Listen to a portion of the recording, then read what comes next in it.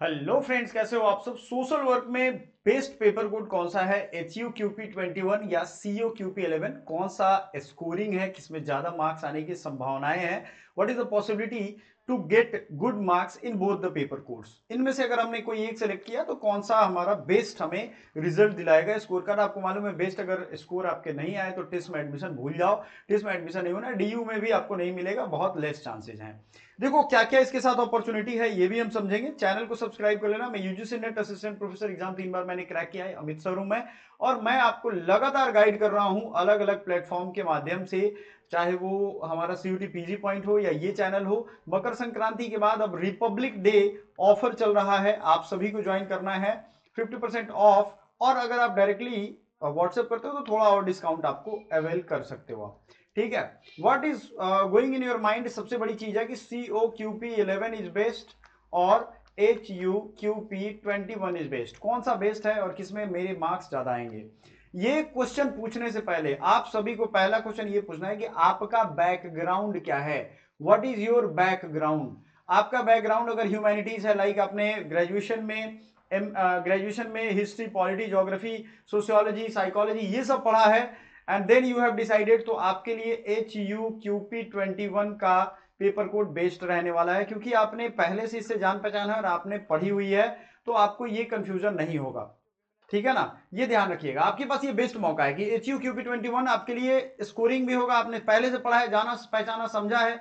और अगर आपने SSC की तैयारी की है या आप बैकग्राउंड आपका COQP 11 like maths and reasoning का है, मैथ्स पढ़ते थे आप, रीजनिंग पढ़ते थे, लैंग्वेज पढ़ते थे, इंग्लिश हिंदी या GK पढ़ते थे, तो आपके लिए COQP 11 है। मैं आपको और डिटेल में समझाऊंगा, अभी आपको सब कुछ दिखाऊंगा, समझाऊंगा। ये देखो HUQP 21 का सिलेबस है। इस सिलेबस में please be careful in selecting the syllabus. आपको सोशल कॉन्सेप्ट दिख रहा है, family, marriage, neighbourhood, community, organisation, culture, caste, clan, value, culture, tradition, practices, norms, lifestyle, hospital, health, socialisation, ये सोशल कॉन्सेप्ट है।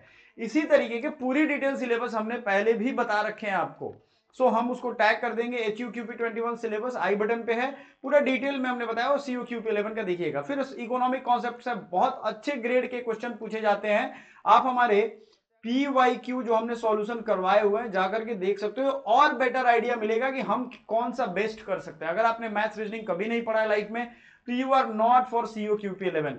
आपको यही बेस्ट लगेगा। Political concept, psychological concept, environmental concept, legal concept, social reform and social reform movement, Bhakti movement, freedom movement, Dalit and social movement, ये सब कुछ आपको पढ़ना है यहाँ पे।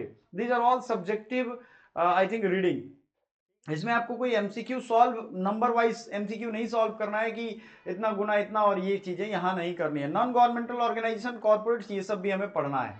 ठीक है।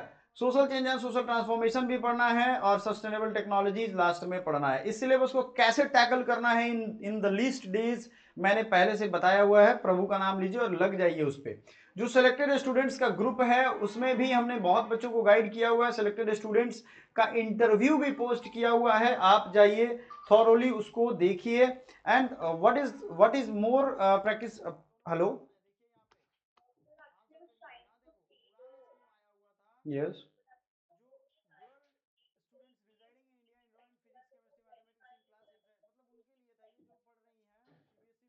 ओ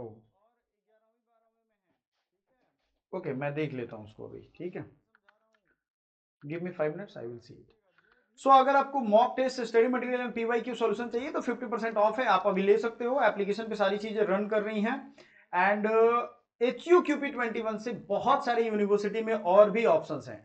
अगर आप इतने सारी यूनिवर्सिटी को टारगेट कर सकते हो, अगर आप लाइव क्लासेस रिकॉर्डिंग की वीडियो या लाइव क्लासेस चाहते हो डेली 9 PM पे, तो आप हमारी बैच ज्वाइन कर सकते हो। PYQ हमने अलग फोल्डर पे अब तो 2022 के भी सॉल्यूशन डाल रखे हैं हमने।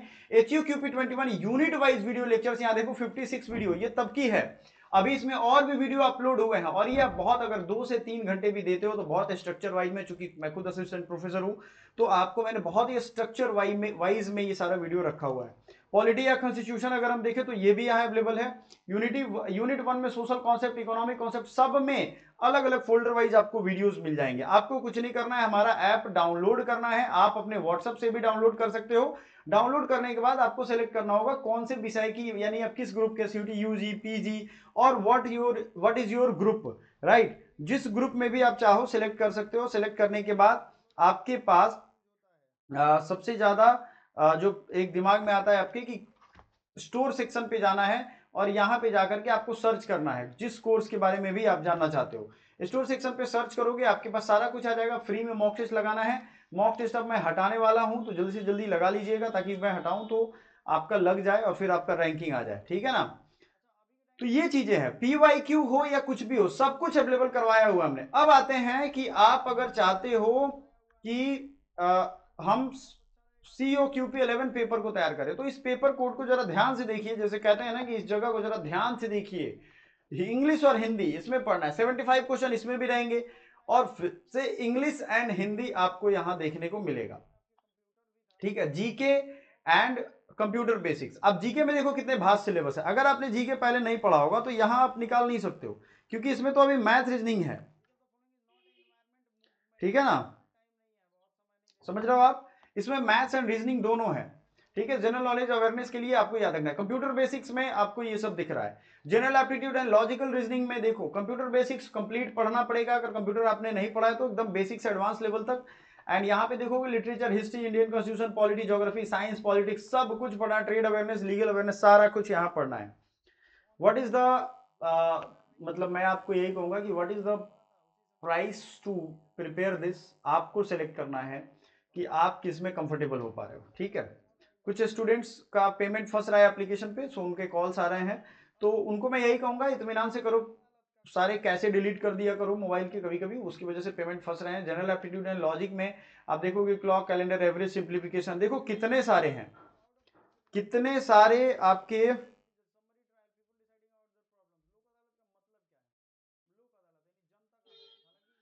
ठीक है ना, कितने सारे आपके problems on age, number of train, percentage, profit loss, ये सब कुछ है, ठीक है।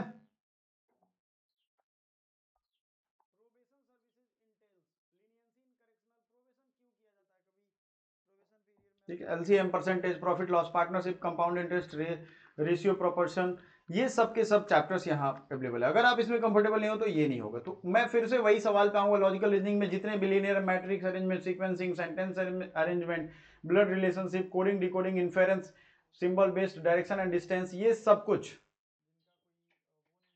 राइट, ये आप कर सकते हो। अब आपको डिसाइड करना है कि आप किस में कंफर्टेबल हो। हमारी बुक भी है, आप ई बुक्स वगैरह लेकर के पढ़ सकते हो, जो भी आप चाहते हो।